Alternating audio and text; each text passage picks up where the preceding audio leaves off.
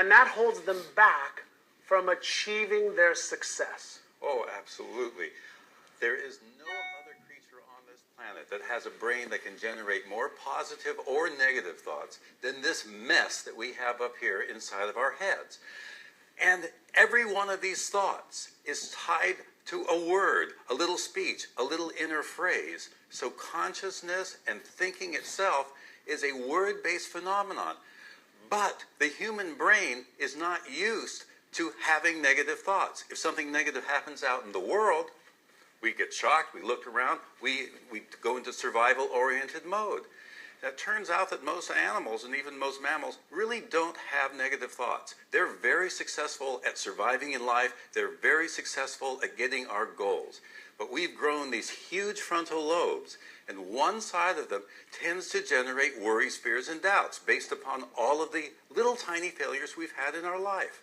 But here's the crazy thing about the brain. The moment we hold a negative thought, the axons, the neurons in this part of the brain, go all the way back into the fear centers, deep down inside of the brain, and it can't tell the difference between a reality and a fantasy thought. And so it reacts to a negative thought as if your life is actually being threatened. It shuts down your motivation. It turns off your pleasure center. It stops you from achieving any goal whatsoever. And if you stay there, you can actually ruin your brain. I can even show you a picture of it. I'd love that. I'd love to see a picture. And this is really scientific, everyone, so just pay close attention. And Mark's going to make it really simple and easy for you. So here's what happens. Hey, that's not my slide. So just go to the next slide. Which slide do you want? I want the one before that. If it's not here, it's not here. All right. I can't, the slide that I want to show you is very, very interesting. It's a image of the brain, and what happens is when you are having a fear or a worry or a doubt, you'll see that all of the back part of your brain gets really lit up. But the areas where you make decisions, the areas where you do financial planning, where you get excited about having money, meeting a new relationship, they literally shut down. They go dark, just like in the picture that you can see on your screen here. You get these black images. It shuts down. You lose your consciousness. You lose your motivation.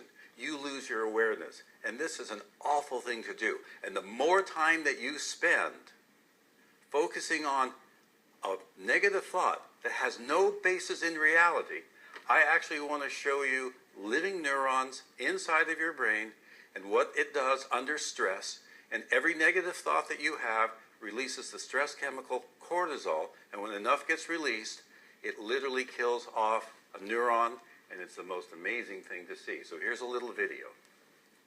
So we're going to show a little video of the death of a neuron based on a negative thought. Yes. Or an emotion that is going to kill you, basically. Yes. Okay. So you see two neurons in this picture here. In the bottom part of the neuron, these are dendrites that collect information from other neurons. And I want you to just pay attention to that white, roundish blob at the top of the picture. And can we run the video? Yeah, let's run the video. Awesome. Are we running it? Awesome. Okay.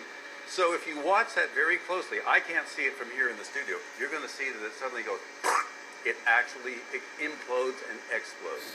And this is literally what happens if you want to choose to focus in on those negative thoughts that have no basis in reality. So when people have these negative thoughts, these negative beliefs, I'm not smart enough, I'm not good enough, I don't deserve to achieve financial or life success, and they really are having a hard time breaking that barrier between where they are and where they want to be. No, they think they're having a really hard time. The key in a negative thought is not the word negative, because your brain's constantly generating negative fantasies and positive fantasies all the time. So negative thoughts and positive thoughts. So when you're saying fantasies, we're imagining the worst case scenario. Yes.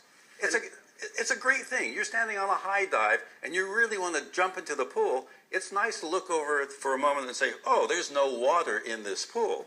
So in a healthy brain, you go back and forth. You kind of listen to all these negative, these worries, these fears and doubts, but then the left side of your prefrontal cortex is going to evaluate. It's going to say, well, which of those are true or not? And no matter what the situation is, this is the decision-making part of your brain. This says no matter what the problem is, I can find a solution, just like you said earlier. So what I want everybody to understand is the default part of your brain, the processing part of your brain that gets activated first, gets activated for your safety, to keep you alive, and to analyze your environment for real or potential danger.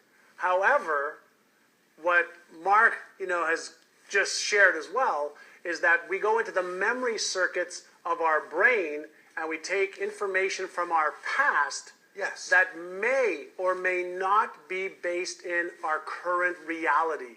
So we allow our past to control our thinking right now, which stops the motivational centers of the brain. Exactly. And then it activates this perpetual cycle of, I can't, it's risky, I don't want to go forward because it's perceived as potentially dangerous. Every worry, fear, and doubt you have is nothing but a string of words, a thought, an impression that is pulled from a past memory. Because every time you do something and you fail, the brain is designed to remember that failure. It remembers that failure because it doesn't want to repeat the mistake that you made in the past.